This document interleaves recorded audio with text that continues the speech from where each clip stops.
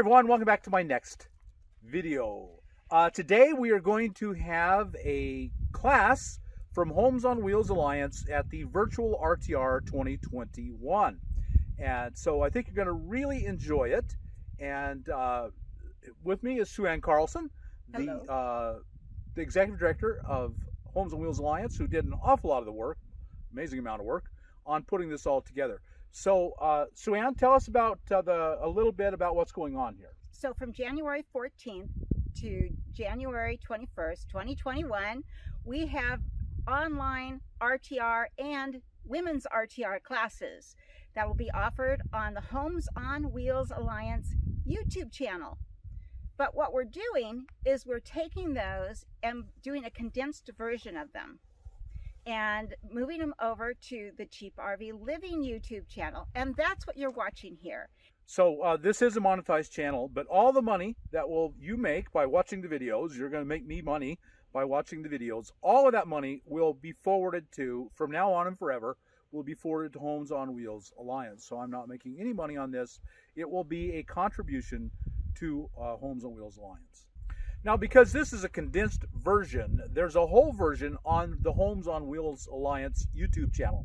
And if you go there, you'll see the whole thing, including questions and answers afterwards. So while this is condensed, you can see the whole thing by going to Homes on Wheels Alliance. And how will they find that? In your YouTube channel search bar, type in Homes on Wheels Alliance, and it will come up. So once you go to the channel, or this channel, Cheap RV Living, there will be a playlist that says RTR, Virtual RTR 2021. And so you can see all the classes there in order and see them all at once. So next we're going to play the video of the class, and I hope you enjoy it and learn a lot from it, and we'll see you at the end of the video.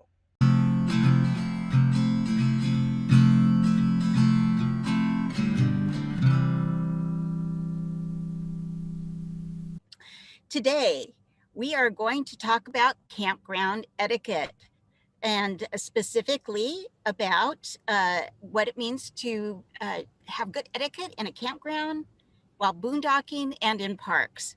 And we have two guests with us today. Our speakers are Joni Zander. She is on your 2021 RTRs committee and a hardworking woman. She is also the secretary of the Board of Trustees for Homes on Wheels Alliance. Joni is physically, her camp is in California today, and she has a website and a YouTube channel I would love for you to visit.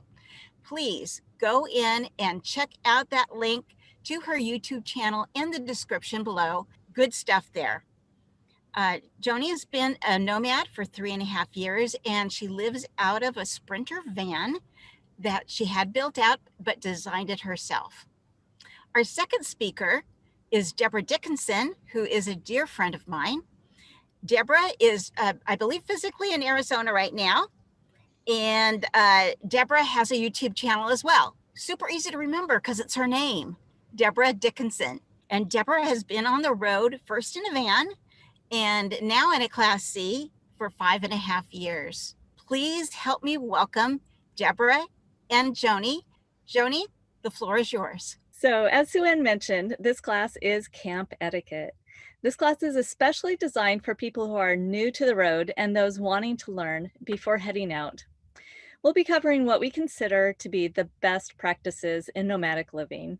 The best place to start is Leave No Trace. LeaveNoTrace.org is a HOWA sponsor, and their 7 principles of Leave No Trace provide an easily understood framework of minimum impact practices for anyone visiting the outdoors.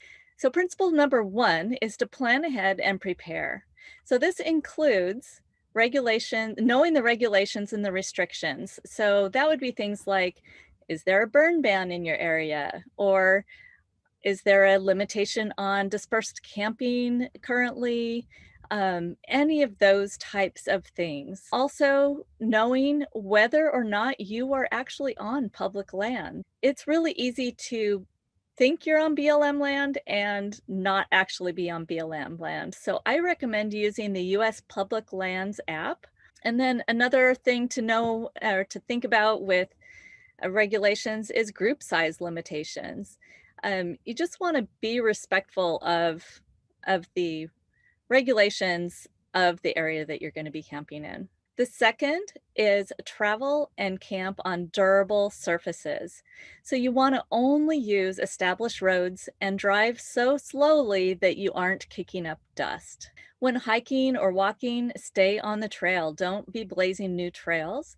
And when walking in the desert, try to stay on rocks and gravel to avoid disturbing what's called the cryptobiotic crust. So this is a fancy name for that blackish raised crust. And the desert needs that crust to hold needed moisture, and it's easily damaged by footsteps, and it takes a really long time to regenerate. So don't be running over bushes and ground cover when you're trying to get to your camp or when you're actually there camping. Principle number 3 is to dispose of your waste properly. This one is huge. First of all, let's talk about your own bodily waste. So when you're boondocking for a long period of time, and you're collecting your pee in a bottle or a bucket, pour your pee on rocks, not plants, or use it to put out your fire. For your poo, you either want to bag it and pack it out to dispose of it, or you want to dig cat holes. And a cat hole is just a little hole to poop in. Make sure that they're at least 200 feet or about 70 adult paces away from a water source. If your rig has gray and or black tanks, you want to empty those in sanitary dumps. So sanitary RV dumps. Those of you who've been out on public lands have seen toilet paper. Don't put it in your cat hole. You have to pack out your toilet paper. You do need to pack out all of your garbage. So cigarette butts are garbage, bottle caps, zip ties are garbage, and they're common litter that's found at almost any campsite.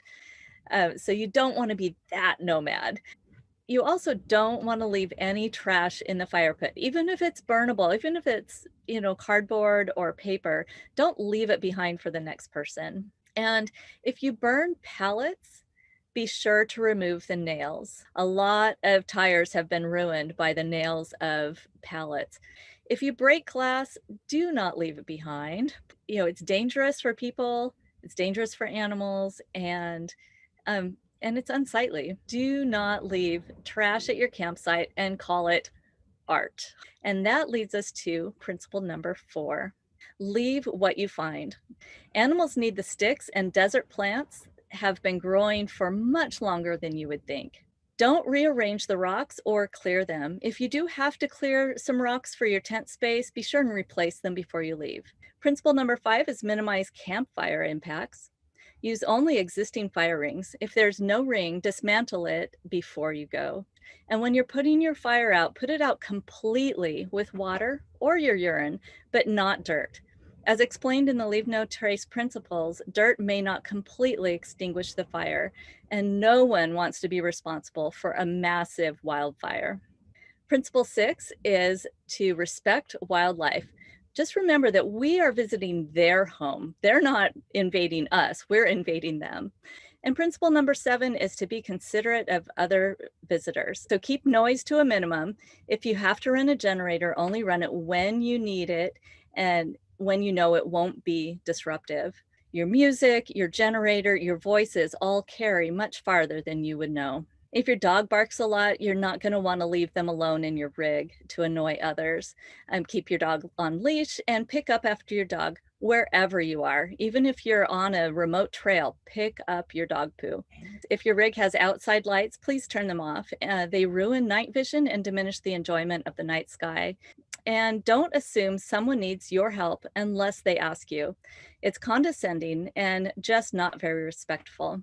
Here's a way to offer help that has a better chance of being received the way you intend it. Simply say to them, "Hi there, do you need any help with that, or are you all set?" And if they're all set, say, "Hey, have a good one," and move along. When camping with others, offer to get firewood or chip in. And don't invite other people to camp with your group without talking to the other people in the group. With that, I am going to turn it over to Deborah. Those are wonderful, wonderful tips. I'm glad you covered them. So she covered a lot of things, and we're grateful for the Leave No Trace sponsorship. I'm going to also cover some specifics within campground etiquette, boondocking etiquette, and even park etiquette, and then get down to some nitty gritties of that. So y'all stick with me on that. But first, let's talk about the difference of overnighting versus camping. And there is a huge difference, and some people don't seem to think so. But overnighting, for example, can be like at Walmart, Cracker Barrel, Cabela's, Bass Pro Shops, even truck stops and rest areas.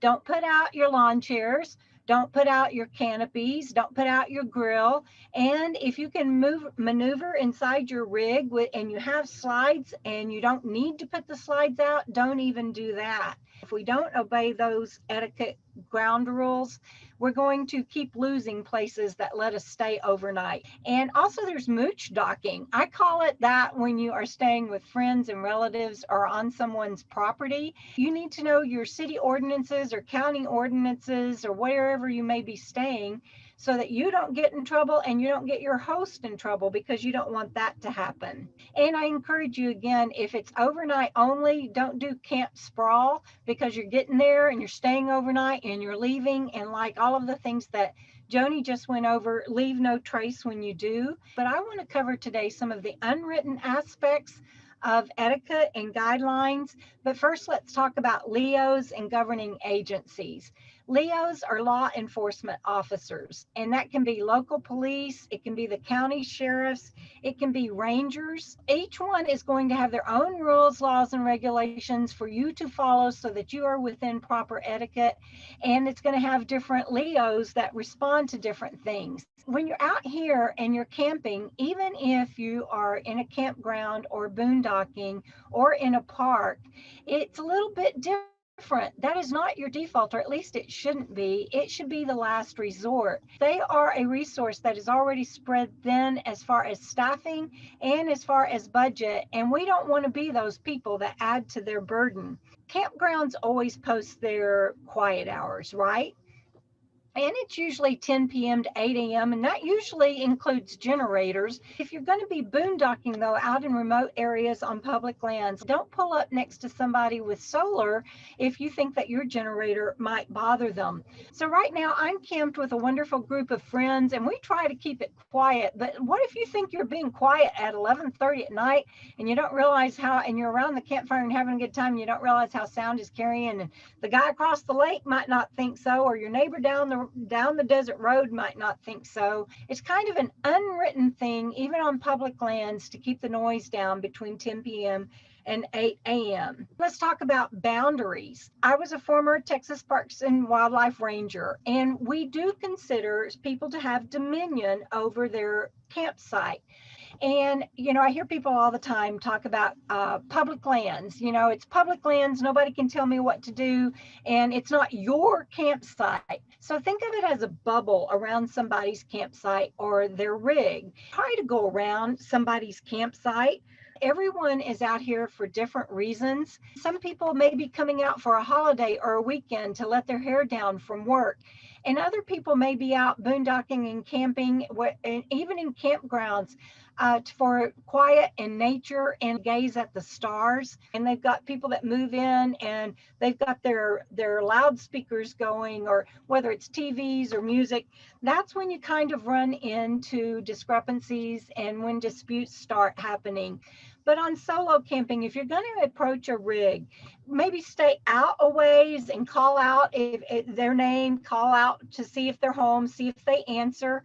If you think they didn't hear you, come in a little bit closer and call out and see if they answer. And if they don't, I suggest you move on. The same thing, if I have had people, when I'm out walking my dog, want to come up and talk and everything, and that's great. But just because somebody is out and about, or even just because they are outside of their rig, doesn't mean that they want company. I did a funny spoof on camping etiquette, and Sue Ann was even in it with me in 2017. 2016. And we have one of the guys come up. We did everything in that video that you're not supposed to do. And he comes up and he bangs on a rig and he goes, hey, anybody in there? Come on out. Let's party. You may be wanting to socialize, but your neighbor may not. If you're going to go by etiquette guidelines, ask somebody that has actually been full-time at least more than a year. Joni 3.5, me 5.5, and see what is right. And there's all kinds of Facebook forums, and CRVL has a forum. Please pass on etiquette. We used to all learn it as children, and it's not being taught anymore as much as it used to. So pass it on to your kids and your grandchildren. And if you have a chance to camp with others, help educate them as well. And my biggest thing is the leave no trace. I'm so glad they're a sponsor and that Joni covered that. That was even my first video in 2016. It is so important to me. So please be sure that whether you are solo camping or with a group, that you help others learn how to do that. If you're in a group, I want to say don't ghost people. And by that, I mean, if you're in a group, say bye. At least let somebody know that you're leaving. Out here, if somebody leaves abruptly and we don't know why, we tend to not worry about that, but just want to make sure that our fellow members that were in the group are okay. Respect that bubble. I have to close up and shut my door because somebody literally, as I was prepping for this class, parked 20 feet away from me, and it's a huge fifth wheel, and I'm out in the middle of an open desert, and that's okay. It's public land. They can do that, but there wasn't any reason for that. And so I have a little bit of camp sprawl going on, and I can't just turn my key and go. So I'm going to tell you the number one thing that you can do when you run into a situation like that is go, and don't do camp sprawl so that you can do that on a moment's notice. That was some very good teaching. I think you got a lot out of it. But this was a condensed version. So to see the entire thing, including questions and answers, where do they need to go? You can go to the Homes on Wheels Alliance YouTube channel. In your search bar, just type in Homes on Wheels Alliance and it'll come up. And once there will be a playlist there of all the RTR videos in their entire length. So there'll be a lot more info there than this condensed version. Well, I hope you got something out of this video. If you did, like us on YouTube, subscribe to the channel, hit that thumbs up button, and we'll talk to you later.